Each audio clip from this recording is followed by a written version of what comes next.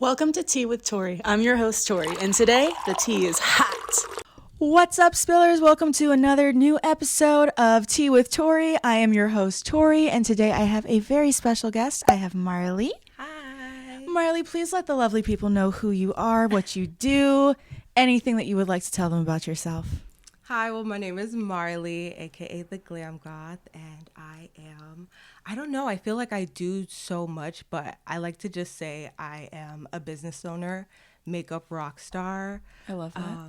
Model, part-time cunt, part-time bimbo. I don't know, but I do own Glam Goth Beauty, and you can find that at www.glamgothbeauty.com. That's amazing. So that's your brand. Yes. How long have you had it? I've had Glam Goth Beauty for 6 years now. Wow. I know. Every year goes by so fast. It's so crazy. I feel like my baby's just growing, and it just, like, I have like a little 6-year-old running around, like not listening. I'm like tending to it, but it's crazy. What made you want to start a makeup line, cosmetics line? I just loved beauty and glamour, but just all types, like from high fashion to like modeling, punk rock, casual, like everything. But I think that when I couldn't get into fashion school, I had to make a choice. So I just love makeup, and I started cosmetology school. And one day I was making glitters and people wanted to buy them, and I was like, holy shit, like you guys want these Martha Stewart glitters? Are you Literally. are you crazy? Like, I don't have time for this. Like, I'm too busy partying. But I realized I could do it for real, and it just happened like that. And now we have lipsticks and palettes, and we're about to do clothing now. And No way. yeah, it's crazy. When's the clothing coming? Hopefully, well, I have DragCon next month, so this summer for sure. Ooh. Yeah, Are you gotta excited? Get you in something. Hell yeah, I would love that. Yes. Let's do it. Yes. That would be amazing. So, you hear a lot about like Fenty and how Rihanna is so all-inclusive with her makeup. I feel like she definitely opened up the space for women of color being more recognized in makeup. Oh, hell yeah. Do you feel like you kind of were inspired by that, or were you definitely like on that pathway before? And how much did Fenty change your life like when it came out? Rihanna in general. I remember the first time I heard Ponda Replay, I was like, it was a movement. A movement. A movement. Everything, every era she was in, I was in that era too. Seriously, like, I loved her change-ups. Yes. She was ever evolving. Yes. And I'm just so happy she was the one to like do it. Mm-hmm. Like, just being in the industry and working to like hear like little young Black girls be like, I want to wear a red lipstick, but it's not going to look good on my skin tone.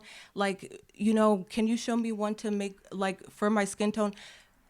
White girls not knowing how to color match Black girls, and like but it really starts with the brands though. Yep. So for her to do that was just, it was everything. I remember Honestly. before Fenty, like whenever I would go to like Sephora and I'd be like, oh, like I need a concealer or foundation, I would have to buy 2 different ones to mix together. Yes. I would have to spend double the money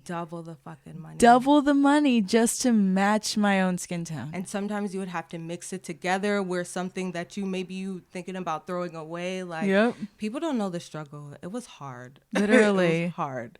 Like, Yeah. I feel like ethnic hair and ethnic makeup is almost like a secondary thought because it's a luxury item considered, and it's like an economic thing. Like luxury items, they don't think that ethnic people are going to buy these products, but what they're not realizing is especially if it doesn't exist at all for them, that's the only option. Period. So like Fenty had no option but to succeed because they made something that didn't exist. Right. That we've been begging for. Literally. Like, to just like, why not just make it in our shade? Like, girl. Yeah. Shout out to Rihanna. She needs her own like I want to watch a Rihanna store. documentary like about Rihanna. Oh yes. I want to see the biopic on all streaming services. All of them. I want to know the whole story, and I want it like told in her voice with her accent. Fuck yeah. Like with her being like, I was like 5 years old when I and then you like see like of course the like 5-year-old's an actress, but like Rihanna's telling it in her voice, so you know like yes. this is her actual story. Anything. She could say anything. She could be like and pineapple. She really has I'd be said like, anything. girl, you're so hot. You're so hot. Say something else. Yeah. Shout out to A$AP Rocky though. He really locked that one down. Yeah. 100%. Good for him. So how do you feel like your journey has been impacted by being a woman of color in makeup? Oh, it's a loaded question. Right? Loaded gun. I think just like I feel like it's such a like basic answer, but just existing. Like honestly, like just going through so much and like having to teach myself things, and then like learning just how other people are. Like people are, I'm different, but everybody else is different. You know what I mean? And I feel like I just took like the glamorous, beautified side of like all like the hurtful shit that I've been through, and I literally just turned it into makeup products. And I feel like people could relate to that. Like everybody's been through something, but at the same time, like we love life. Like we thrive through chaos. Like we're strong, but sometimes we're not. Like we're just us. And that's what I really want my brand to be, you know, just be cute about it. Just make it cute. Like that's it. But I don't know, I feel like I'm influenced by everything. Like every woman, every connection, just like what you feel is that sorry, I'm too high. I'm like, girl, spit it out. Spit it out. I'm like, no, I love it. I love the way that like being high makes you very introspective and be able to like your like brain and your thoughts really start to wander and find like new things and new discoveries. Sorry, I lost my train of thought. But what I really want to say is that like we're all different, and I feel like I just took what was different about me and I made it my superpower. And I really feel like people can relate to that, and they should, and why not? Literally, I always say like be yourself because everyone else is taken. The biggest superpower is being yourself and like standing in your power, because it's being truly authentic. And what happens is then you start to attract people that are also being themselves and standing in their power and being authentic. Exactly. And then y'all just all vibrate at a higher level and keep like raising each other up. Period. When was that moment for you when you were like, my line is really doing something? Like this can really be my career. I can quit my day job. I can quit doing stuff I don't want to do. And this is really a thing for me. I have to say, during the pandemic, when it was time to file unemployment, and I was just like, let me just go hard at this while I'm in the house and let's see what I can do. And it was the start of Black Lives Matter, and like it was the first time I was being celebrated for being alternative and being Black. So like people were just like, to just receive all of that, I was like, whoa, okay. Well, yeah, because you had the whole thing with Dolls Kill of how they didn't represent. Oh yeah. Any... Oh girl, I was cussing out so many. I was cussing out so many people. Sorry, I need to fix. Sorry. It's all good. But no, I was cussing out so many people left and right. Left and fucking right. Like Dolls Kill just, it sucks because it's such a powerhouse. You know what I mean? Like to have that power to pump out shit for alternative girls who want to, you know, look cute and be cute, and also to be so scandalous. It's like, but then you have people who just don't care. They just want cute clothes. And, you know, I feel like you can take it for how it is, or you can just not give a fuck. You know, if you don't want to support the brand, don't support the brand. If you do, then, you know, just check your morals a little bit. But what can we really do? Literally, what can we really do? But just watch the madness unfold. That's what I literally feel like we're in the Truman Show sometimes, and like the world is just kind of operating. Yeah. And everything's kind of been set up to like follow a certain line. And if you step outside of that line, you get kind of penalized by society. But it's like way cooler outside of that line. We're having so much fun. We're having so much fun on the other side of that line. Society doesn't understand. No, that's so true though. That's crazy. What made you originally want to start getting into makeup? Like makeup period. It's usually like a high school experience when you like hear like someone's a makeup artist. They're like, yeah, like when was your moment? Like, You know, did you see like a makeover in a movie? Like, I hate to say it, but my mom, oh my God, my ear is just like you're putting another thing in your ear. literally. It's Y'all like can't see this, but she's got giant gauges, rhinestone gauges. My body's just like, enough. Okay, we should be good. No, but I hate to say this, but my mom actually she loves like Elizabeth Taylor and like that type of like glamour. So it was always a smoky eye and a red lip for her. And I think I was like 3. She tells me the story all the time, but I was like 3 and I was just like, I want, can you put lipstick on me? And my mom did it. And I'm always just like, this is your fault. Like you Literally. you did this. She was like, I only did it so you would leave me alone.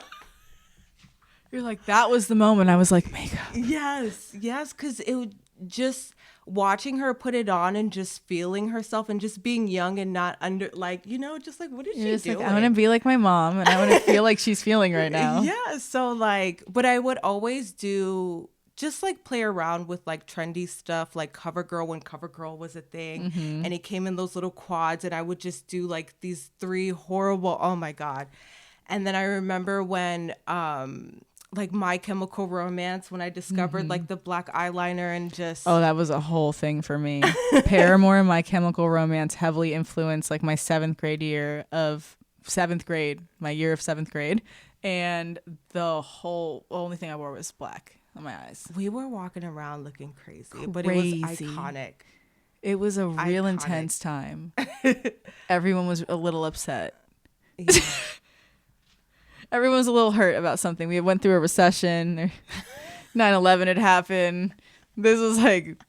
We hated fucking school. We hated everything. It was like cool to hate shit too. Yeah. Like every movie that came out, like it was always about the kid that like just hated shit and like didn't want to be popular and like was an outlier and nothing was cool. And then you get like the what are they called?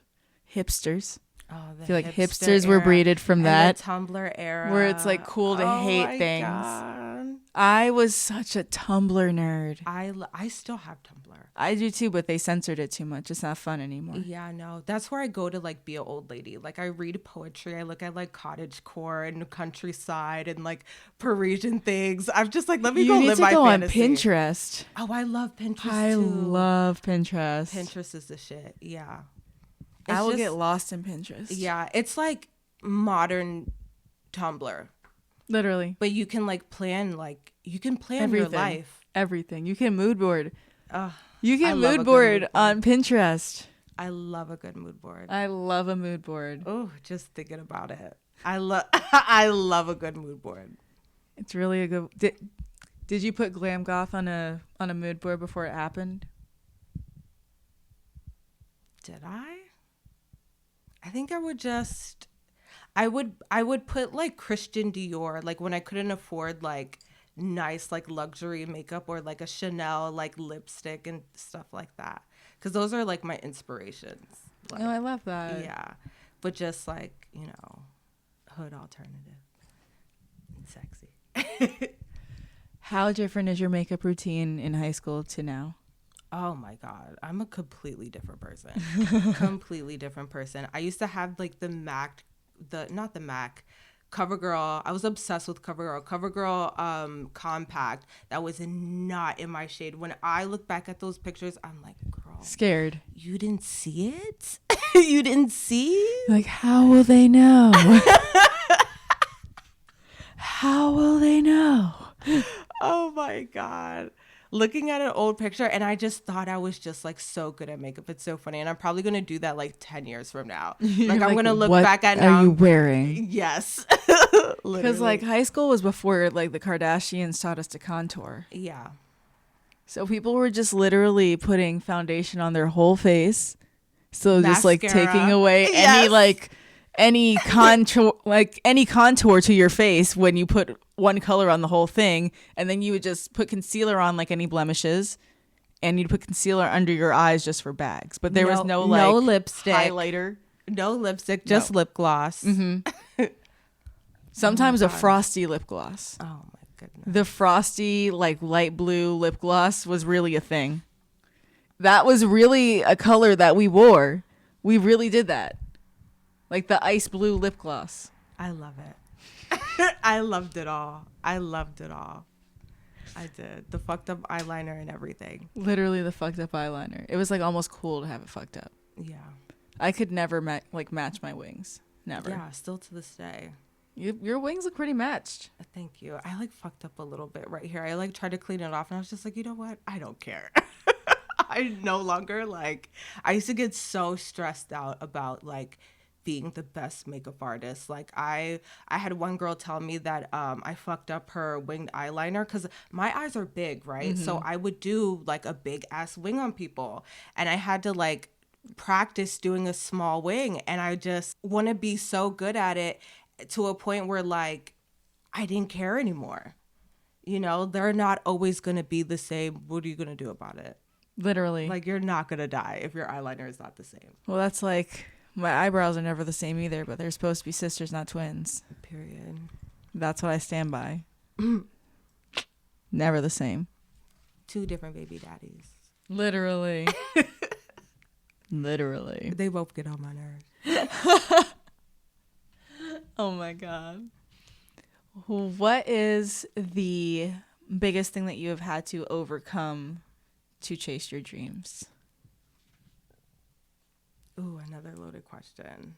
Probably, well, no, not probably. Definitely substance abuse. Really? Like the drinking, the smoking, the everything else. Like I had to prioritize what was important. And it's like, I kind of had a moment where I was like, girl, you're literally killing yourself. Like, do you want to die? Do you want to die? Do you want to be cute, or do you want to look like you can look dead and be cute? Like, find a way to merge the two. So anytime I would be like feeling like shit, I would like make a martini and then like do my makeup and then like sing on Snapchat. And it's just like, I'm just so like embarrassed that that's like how I started like just posting stuff.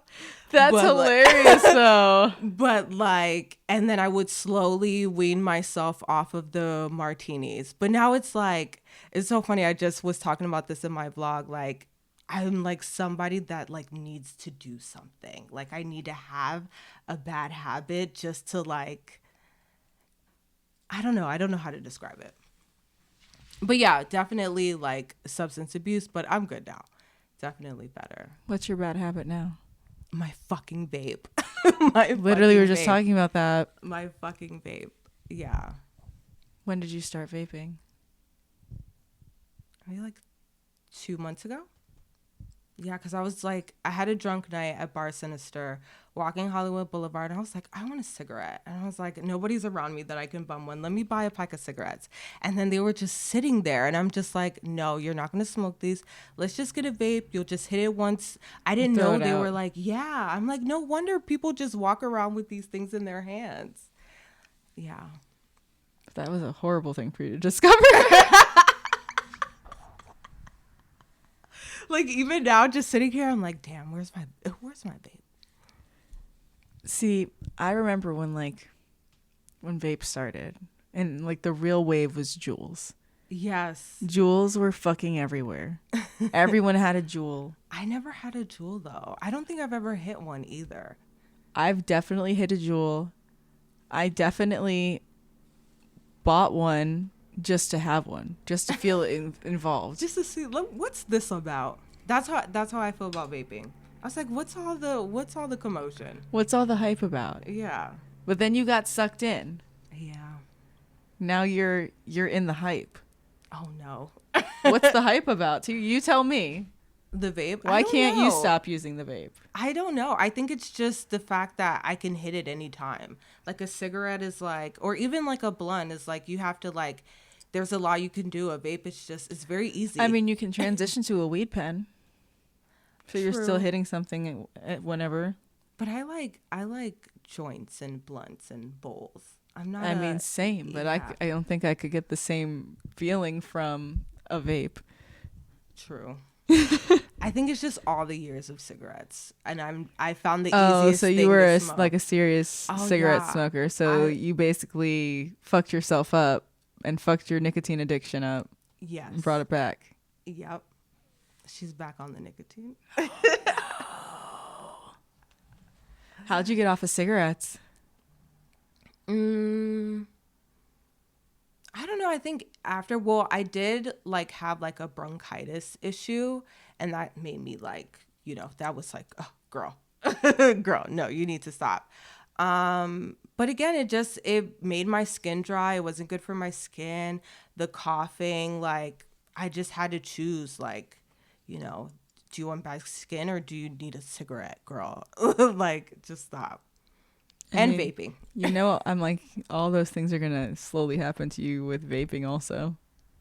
Maybe. You're going to get that dry ring around your mouth.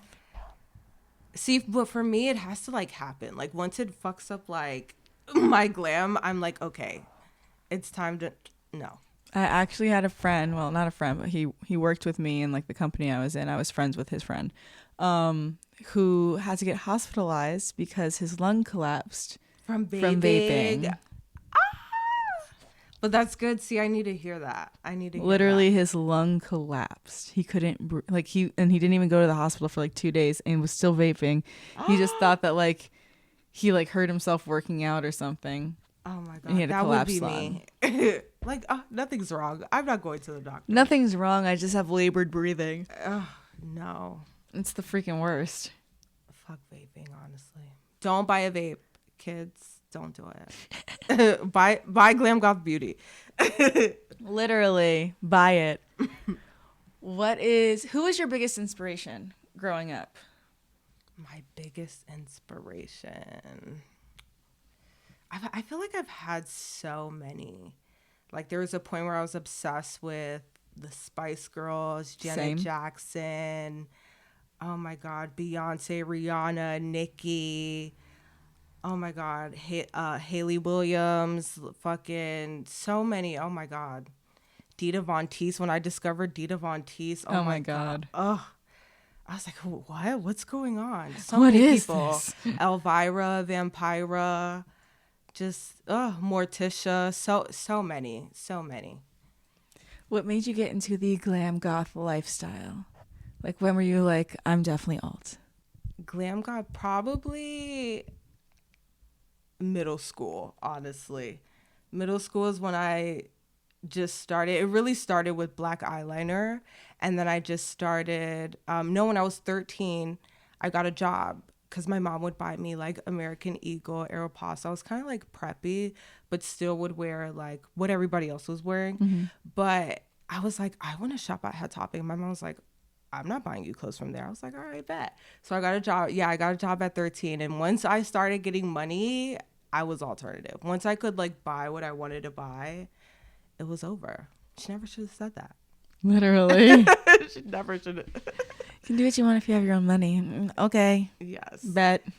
And then in cosmetology school, when I was like 21, 22, when we would like literally sit and make mood boards, like, what do you want your salon to look like? Like, what do you want your future to look like? And then just really realizing that like, oh, okay, I love like black and like Baroque stuff, but I still like, high feminine stuff, sexy stuff, pink and red and stuff like that. And it just happened. Like I had to do it all. I had to do everything. Who was the first person to believe in you and like push you to be your best self? The first person? definitely my mom. When I told her, and I was like, she kind of gave me this look like, okay, if this is what you want to do, but don't, take it seriously. Like, just do it if you're gonna do it. Yeah, do it if you're gonna do it. And yeah, she really. I would come down. I would like do makeup in my room and come downstairs. I'm like, Mom, you like my makeup? And she would just be like, oh, okay. That's cool. That's really cool. Let me. You let me really see what you tried. did. Yeah. You tried really hard. I'm proud of you for the trying. let me see what. Oh, that's glitter. Okay, you put it in your eyebrows. Oh, okay. Like, yeah, and definitely my supporters on Instagram and Twitter. Really on Twitter. I was on Twitter a lot.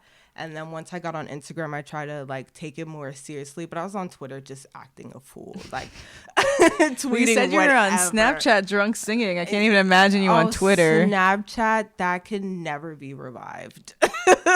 Like, no. Do you have like a lot of followers on Snapchat from doing that?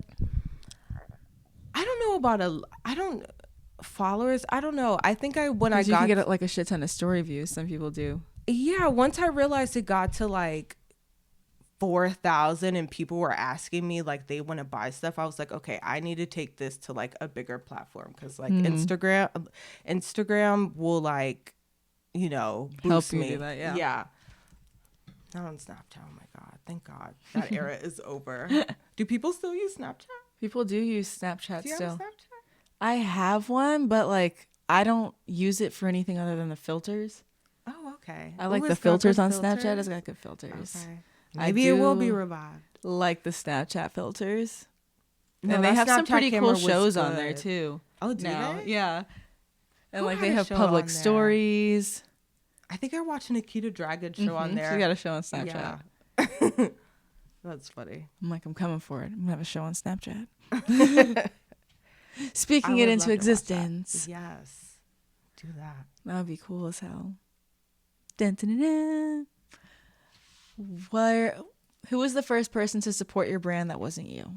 To support my brand that wasn't me. The first person? Like to buy something? To buy something, to invest in it, to advertise it in a way that like popped you off. Like some people's stories will be like, oh, like someone retweeted my picture and then I got like 400,000 followers. Example. I don't know about the first person, but I remember when I did like this like cosplay of like my favorite like dark TV shows. Like I did like a Bates Motel look and people were like, do this episode. And that was really cool. So I wanted, like my glam gang, they show me so much love and it's so amazing to just, because sometimes you don't feel like posting. You don't feel like getting a glam. You don't feel like doing this. And then like I'll pick up my phone and read a comment and be like, okay, I'll get up. Yeah. I'll do it. You guys make me feel good. I'll get up. But yeah, no, I don't know about the first person. I have to really think about that. Do you feel like, because there's definitely men in makeup, do you feel like it has been easier or harder for you being a woman in makeup? Harder, for sure. Black, too? Hell yeah. So hard. And then, like, just the stigma around really self-care and art that women do to their bodies. No matter what we do, like, it's a problem. Like, wigs, no wigs, surgery, non-plastic surgery, you're big, you're small, you're fat, you're tall, like everything is always a problem. Like I feel like with men it's like you're either hot or you're not. Yeah. You know what I For mean? real. And then especially if you're There's so gay, many categories for women. Yes. And I will say, because like, I love the gays, I be around them and like they do feel pressure. And then like my assistant, she's transitioning and just seeing her just go from like so masculine to like a chiseled jaw. I'm like, oh my God, you are beautiful. Just like this, like everybody has such a perception of themselves. You know what I mean? And you just gotta love who you are. Like that's it. But definitely men, I mean, I don't know. I watch some of these. I will say drag is beautiful. That's an art. If you like do like even like a rocker, like a like a rocker look if you're a guy that like likes to smudge out eyeliner, that's cute. But other than that, like it's been a lot harder for women. Men don't do too much. Literally. They don't do too much. What do you think has been, because you're not from LA, right? No, I'm from Virginia. Oh wow, so you did the East Coast West Coast move, same as me. Yes, twice. Twice. Yeah. Why twice? Well, I lived downtown and I got really homesick. So homesick. And okay, so long, wild story short, my mom got into a car accident and I gave her my car. And I'm like, I'm really about to go to LA with no car, but I'm like, fuck, I can't like leave my mom without a car. You know what I mean? So like made that sacrifice, came, and like when I got here, just realizing like how the city works and how it is, I was like, okay, I can go home, get my shit together, and come back, because I had to realize LA is not going anywhere. Like there's this weird FOMO around LA. Yeah, like and no I'm one likes to leave it. Yeah, and I'm just like, it's not going anywhere. It's forever changing. You know, influencers are like running this shit wild. Like Literally. like it changes every few years. Like it's fine. I'm sorry. What was the question? I feel like I'm ranting. I love it though. Rant. Do your rant, girl. This is me, like when I'm recording, I'm always like, what was I talking about? I do that too. Literally, my first episode, and actually a lot of episodes that I do, I'll start like going on a tangent, and I'll be like, What? why was I talking about this? Where am I going with this? I have no idea what point I was trying to make. I've been talking for like 3 minutes, and I have no idea how I was wrapping that up. I have no idea. No. And you read your comments, you're like, she's high as hell. And I'm like, you guys stop. I'm like, so why are you jealous? Are you jealous? That's literally like, are you jealous? Right. You sound mad. And the only reason you would be mad is if you weren't high, because if you were high, you wouldn't care that I was high. So then you have to be jealous. Right. I'm always You have like, to be mad that just you're not high. laugh. Right. Literally just laugh, because you have to laugh at yourself, because life is crazy and it sucks sometimes, and all you can do is laugh. Yeah. So you said your mom supports you. Does the rest of your family support what you do? Are there any haters? Are there any I mean, there's always haters. disrespectful aunties at the Thanksgiving table that say, you're a bimbo, you're going to amount to nothing, fuck your makeup line? I mean, not